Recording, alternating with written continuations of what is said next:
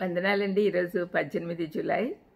దేవుడు దహించు అగ్ని అనే సంగతి మనం అప్పుడప్పుడు గుర్తు చేసుకుంటూ ఉండాలి. అప్పుడప్పుడు కాదు, ఎప్పుడు. అప్పుడైతే మనం భయంగా ఉంటూ పాపం చేయకుండా ఉండగలం. హెబ్రీ పత్రిక 12:28-29. దేవునికి ప్రీతికరమైన సేవ చేయుదము, ఎలైనగా మన దేవుడు దహించు అగ్ని అయి ఉన్నాడు. ఆయన ప్రీతికరమైనది చేయకపోతే ఆయన ఉగ్రత మన మీదకి వస్తుంది. దహించు అగ్ని.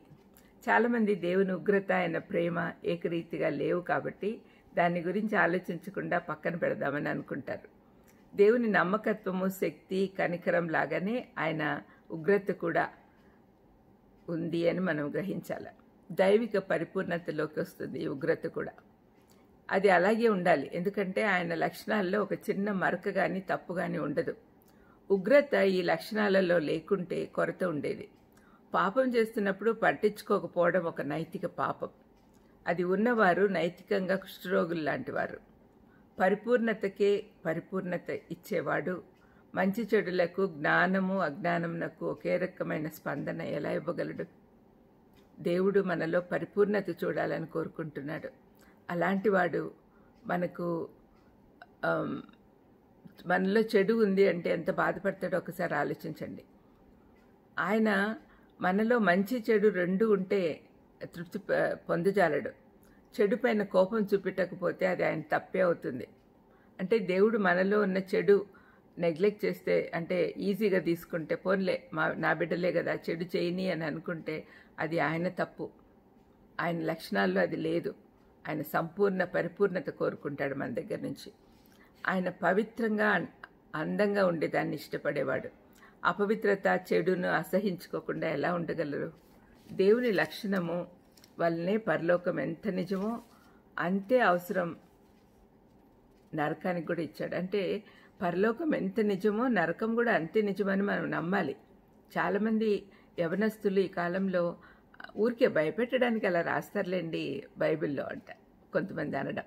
బైబిల్లో అబద్ధాలు రాస్తారా? బైబిల్లో ఏదైనా తప్పు ఉంటుందా? దేవుడు యేసయ్య స్వయంగా నరకం గురించి ఎన్నోసార్లు చెప్పాడు. ఆ విధంగా చెప్తే అన్న మనం జాగ్రత్తగా ఉంటాం నరకానికి పోకుండా అని ఆయన ఉద్దేశం. దేవుని ఉగ్రత మన మీదకి వస్తే మనం భరించలేం. ఆయన దహించు అగ్ని అట్లా కాల్చేస్తాడు. మరి అలాంటప్పుడు ఆయన ప్రేమ ఎంత నిజమో ఆయన ఉగ్రత కూడా అంతే నిజం. ఆయన ఎంత ప్రేమమూర్తితో అంతే న్యాయమూర్తి.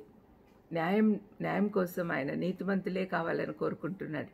మనమందరం కూడా ఆయన సారూప్యానికి మారాలి అంటే మనలో నుంచి చెడు తీసివేయాలి, చెడును సహించకుండా ఉండాలి. చెప్పసఖ్యంగానే ఆయన గొప్పతనము, ఆయన న్యాయమైన ఉగ్రతను బట్టి దైవభీతి మనలో ఉంటే గాని తృప్తికరంగా మనం ఆయన్ని సేవించలేం. మన దేవుడు దహించు అగ్ని అనే సత్యం మన హృదయాల్లో స్థిరపడకపోతే మనకు భయం రాదు. దైవిక లక్షణాలు, పరిపూర్ణతలో దేవుని ఉగ్రత కూడా ఉండాలని మనం తరచుగా ధ్యానించాలి. దేవుడు పాపమును ద్వేషిస్తున్నాడు అనే సత్యము మనల్ని ప్రభావితం చేస్తే రాబోయే దేవుని ఉగ్రత నుండి నిన్ను కాపాడినందుకు ఆయనను హృదయపూర్వకంగా స్తుతించగలం. 1 తెస్సలోనిక పత్రిక 10వ వచనంలో మీ యొద్ద మాకెట్టి ప్రవేశం కలిగెను, అక్కడి జనులు మమ్మను గూర్చి తెలియజెప్పుచున్నారు. మరియు మీరు విగ్రహములను విడిచిపెట్టి జీవం గలవాడును సత్యవంతుడు నగు దేవునికి దాసులగుటకును, దేవుడు మృతుల్లో నుండి లేపిన యేసు అనగా రాబోవు ఉగ్రత నుండి మనల్ని తప్పించుతున్న ఆయన కుమారుడైన యేసు పరలోకం నుండి వచ్చునని ఎదురు చూచుటకును మీరేలాగూ దేవుని వైపునకు తిరిగితురో ఆ సంగతి వారే తెలియజేయుచున్నారు అని పౌలు తెస్సలోనికీయులకు చెప్తున్నాడు. రాబో ఉగ్రత నుండి మనల్ని తప్పించుచున్న యేసయ్య వచ్చుచున్నాడని ఎదురు చూశారు. అంటే రెండవ రాకడ కోసం మనం అందరం కూడా ఎదురు చూడాలి. అయితే ఆయన తీర్పులోకి మనం రాకుండా ఉండాలి అంటే, ఆయన ఉగ్రతలోకి మనం రాకుండా ఉండాలంటే ఎప్పటికప్పుడు మనల్ని పరీక్షించుకుంటూ చెడును తీసేస్తూ ఉండాలి. ప్రార్థన చేసుకుందాం. దయమైడా ఈ గొప్ప సత్యం మాకు నేర్పించినందుకు మీకు స్తోత్రం చెల్లిస్తూ, మేము ఎప్పుడు కూడా మీ ఉగ్రత గురించి మర్చిపోకుండా కేవలం తండ్రి ప్రేమ మీదనే కాన్సన్ట్రేట్ చేస్తూ మా దేవుడికి అంత కోపం లేదు అని అనుకునే ఆలోచన నుంచి బయటకు వచ్చేదానికి మాకు సహాయం చేయమని యేసుక్రీస్తు నామమున వేడుకుంటున్నాను తండ్రి. ఆమేన్.